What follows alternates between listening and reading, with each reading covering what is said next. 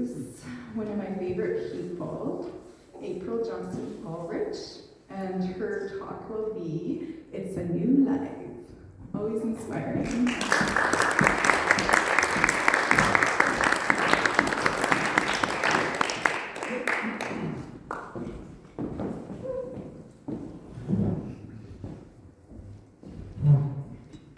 I'm not sure why I bring the coffee up here. I always forget it. I never drink it. It's part of my process, I guess. So, good morning, everyone. Good morning. Did everyone have a grand rising? Good, that's great. So, 3 people are sitting in a coffee shop and they've got a glass of water between them. One is a pessimist, one is an optimist, one is a realist. They're having that typical conversation about that glass of water. When the door opens, in walks a lady. She looks at the 3 of them, she takes the glass, downs the water, puts the glass down, and proceeds on her way.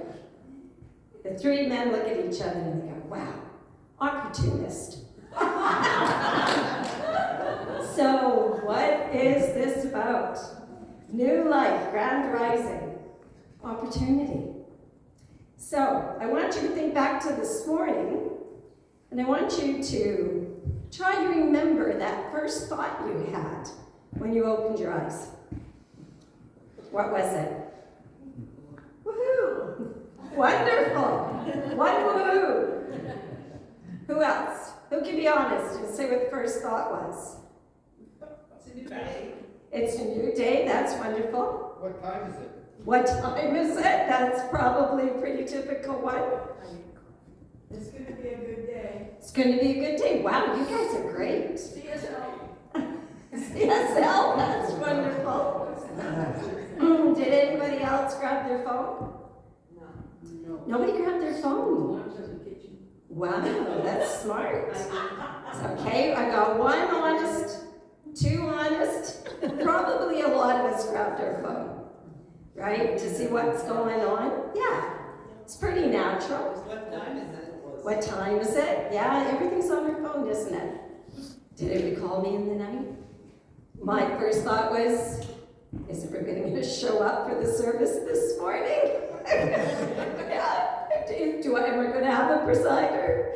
Am I going to have a band? So I quickly have learned that precious time when you open your eyes is our opportunity.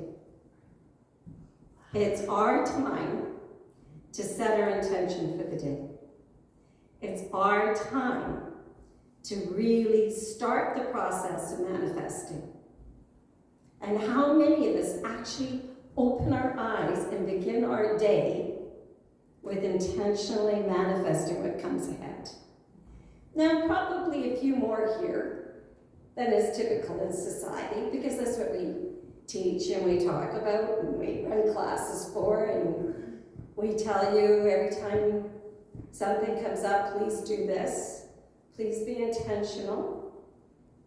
So this morning we're going to be talking about why that is part of the process of creating a new life.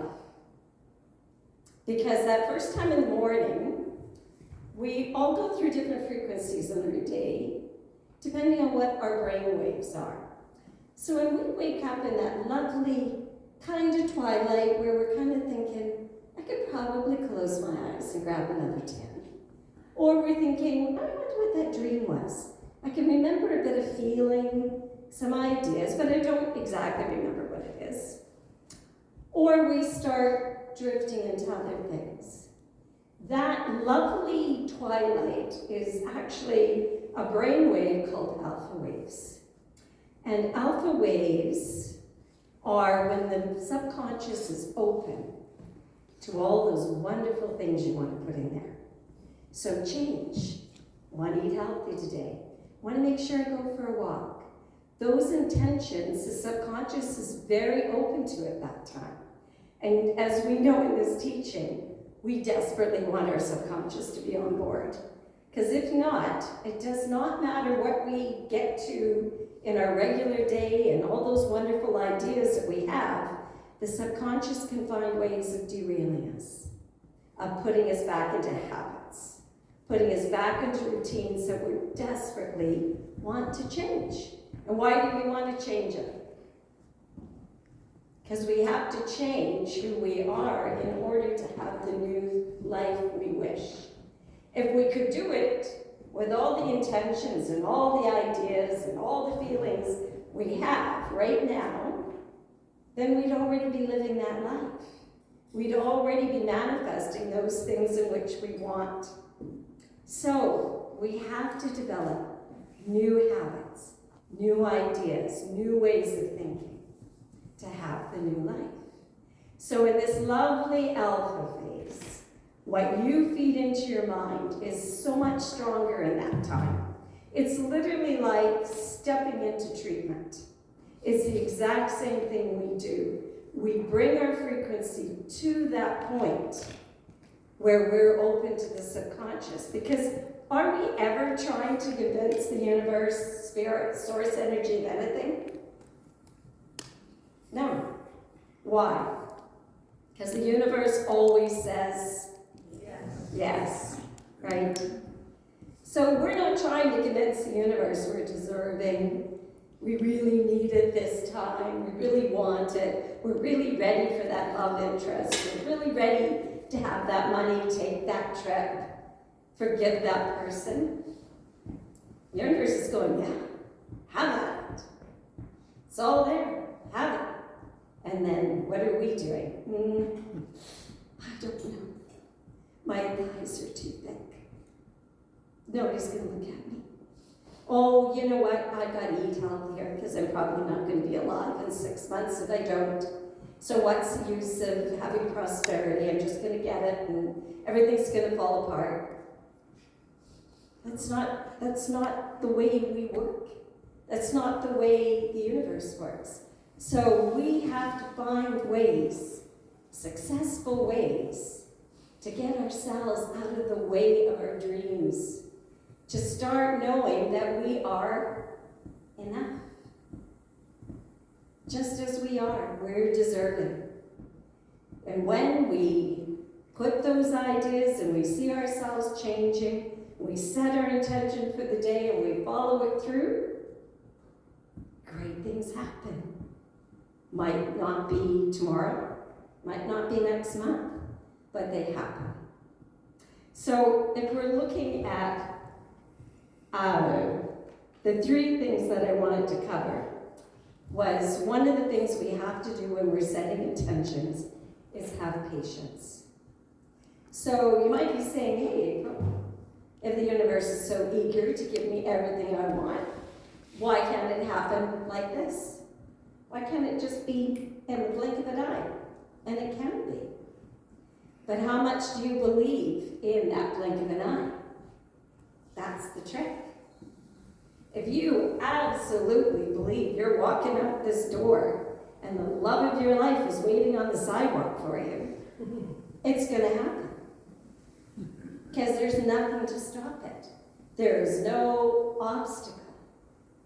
Or could it be that Spirit sees a bigger plan? Maybe Spirit sees the value in waiting a week. Maybe Spirit sees the value in waiting a month. Maybe Spirit knows more about your idea of a loved one than you do.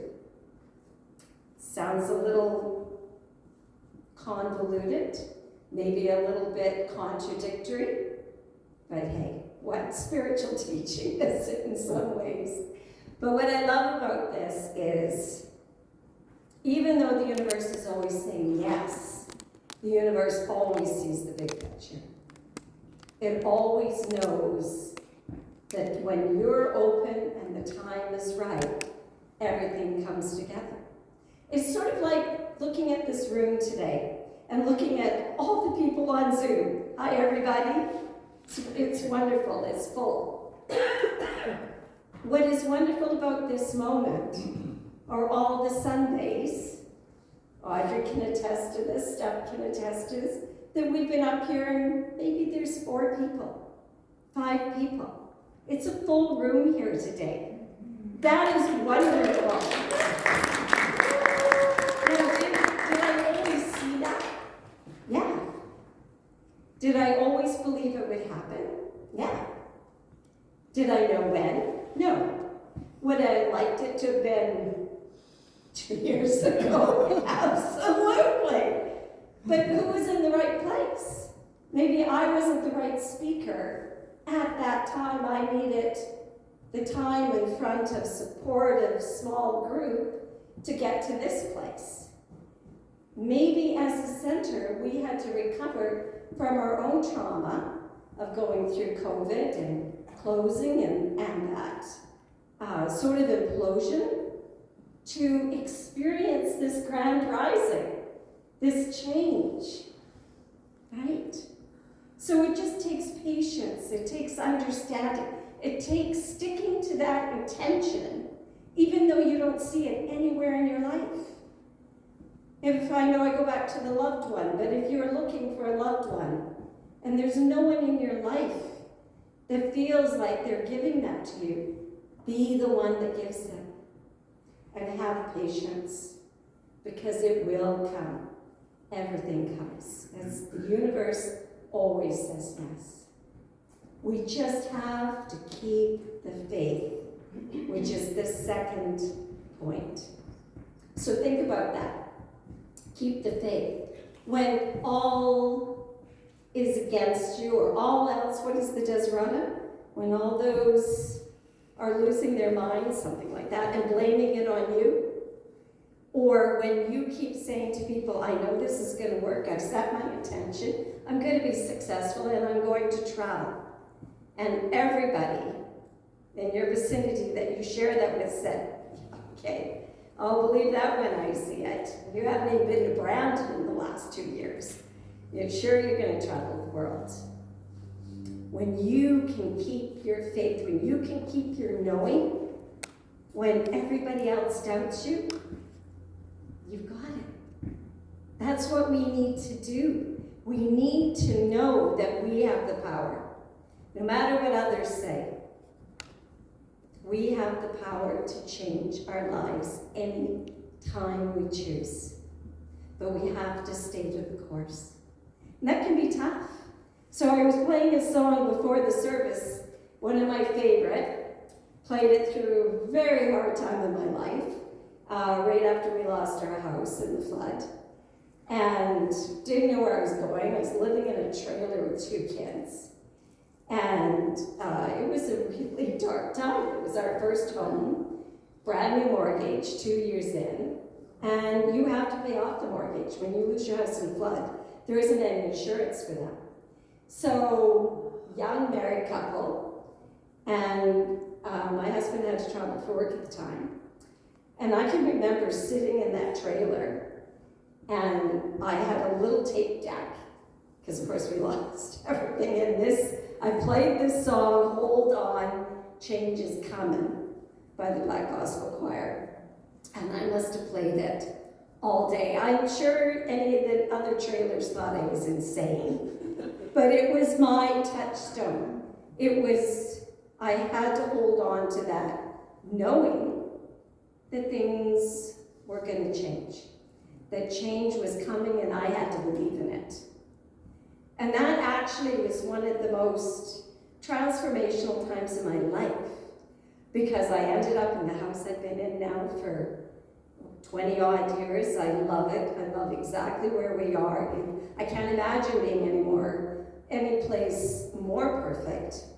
And what was amazing about this home is when I walked into it, I instantly knew this is where I wanted to be. I instantly knew this was home. We had no money. We were still paying the mortgage on the other place that was a hole in the ground. And I kept trying to think, how could we do it? How could we do it? And strangely enough, well, not strangely, beautifully, I received a check for exactly the amount of the deposit for the house from one of the churches. And they had seen, I'd made these huge angels that I'd hung up in our garage. They used to be our Christmas decorations. And they were about 8 feet high and 5 feet wide. And when this church group was going down the street, our garage was open and we were trying to move sandbags, and they saw these angels. And they said they just knew this was someone they wanted to help. So the check they gave us was enough for the deposit on our home. And what was interesting is when I went to put in the offer to their real estate agent, because we didn't have one, he said, I think they'll take the first number you wanted to offer. And I said, well, I'm really worried it's a little low. And he said they lost their home in the 1950s flood, and they know you lost yours. And this was their forever home when they left. They'd like it to be yours. So how amazing. Change is coming. It might not have been the way I planned it, but maybe it was certainly not the idea I had when I was sitting in that trailer listening to that song, but I knew it was coming. And there's been so many times in my life that the rug has been pulled out from underneath of me. And even doing these teachings, even being a practitioner, you hit those moments where you're like, am I nuts? Like I'm sitting here saying, oh, it's going to be great. I'm prosperous, I'm abundant, I'm healed, I'm doing great. And there was nothing. I'm sure my sisters were ready to take and confirm me, because there was like nothing in my environment that said any of that was true. But here, I knew inside that it was real and it was happening. And I didn't understand at times why it took so long. I don't understand sometimes why it's up and it's down. It's like that song by Michael Frenati, life is amazing and then it sucks and then it's amazing again. If you can hold on through the parts that we feel suck. But I learned so much from those times. And isn't that the point? Isn't that what we're here for? So I learned the generosity of a faith I didn't follow, and probably ridiculed at times. I learned the love of people I never met. I learned the kindness of going through an experience and then witnessing someone else going through it and offering them a helping hand, making it easier for them. So we can do that here, can't we? So when we look at a grand rising for us, right, we've been patient. We've kept the faith. Now what can we do? So our mission statement, we talked about we want education to be a big part of what we're doing here. How are we doing that as a community?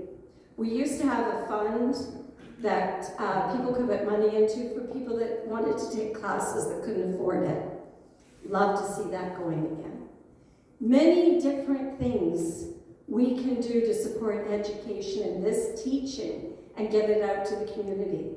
Why is that important? Because when you empower someone, you change the world. You change their world, you change our world. The ripples, you'll never know how far they go. I'm an example of that, standing up here 25 years later, telling a story that was a ripple that is still having an effect on my family, on my children. So what can we do as a community to do that ripple?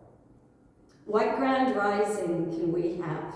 So what I'd like to challenge is when you get up in the morning, tomorrow morning, just when you open your eyes, take a moment and bless the center. Take a moment and set an intention that this is going to be a great day for the center and for all of those that want to come through those doors.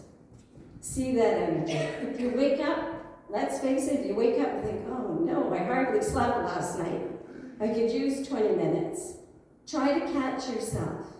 Try to pull back your energy from that thought and stop and say, no, this is going to be a really great day. Change is coming, and it's coming for our center. Find ways to share your knowledge. Find ways to get involved in teachings. There's some online. We've got more plans coming up in the new year here. But it's important because this is where we're creating the ripples and we're making the change. So, grand rising, new life, new day, and who's feeling good? Woo!